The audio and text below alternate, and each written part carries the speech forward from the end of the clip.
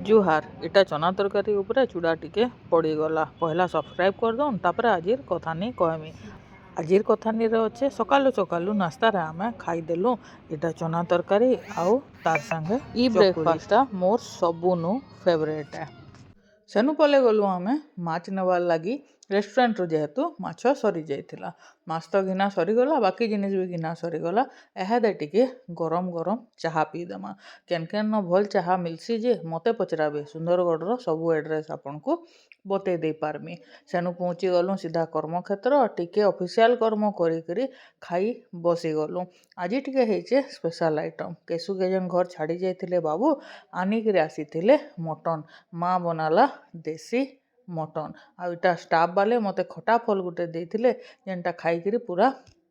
मजा आसीगला आदे ये मटन खाई तो पूरा पूरी आहरी मजा भी आसी जीवा। घर आइली कि मोर पो सीधा लटकी पड़ला मन ने कहीं कहीं जाइछे लेखे गली रंधाघर ढूंढे ढूंढा हेली आ खावा के मते मिलला एटा मुढ़ी लड़ू केसुर बहुत फेवरेट है लगी बाबू तार लगी आइन देथिले हेले एते टान थिला जे खाबाटा बहुत मुश्किल होउथिला आ ई पिलार गेलो तो केतेबेले भी नहीं सरुथुला फेर इटा घरे बना हेथिला बना निहितई पैन सिंगड़ा घिनी आनथिली जे माँ टिके सेटा सिझेई देथिले आ इटा मेन कैरेक्टर मुई बोलिकरी देखेई होउचे दुई बापो टिके मारधड़ लगी देले आ तार परे एंता टेंशन टे हला जे मुई 90 रे सीधा पहुँची गली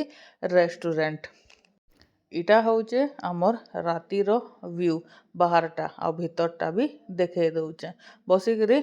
से कथा के टिके डिस्कशन कली आ तार परे आमे तीन माई छुआ गुटे गाड़ी रे लदी हेकरी इटा बाहरी गलु आउ गुटे रेस्टोरेंट के कारण आमर तेरे तो नान नी बने आउ मोर वर्ल्ड कप के टिके बटर नान खाइबार केतनी केते इच्छा होतला। स्टार्टर रे आमे मगैथिलु चिकेन सूप बापो गुटे पीले आउ मुई मोरटा गुटे पीली तार संगे मुई मगैथिली ड्राई पापड़ गुटे आ फिर गरमा गरम सूप पी सारला पर आसीगला मोर मेन कोर्सटा जेनटा कि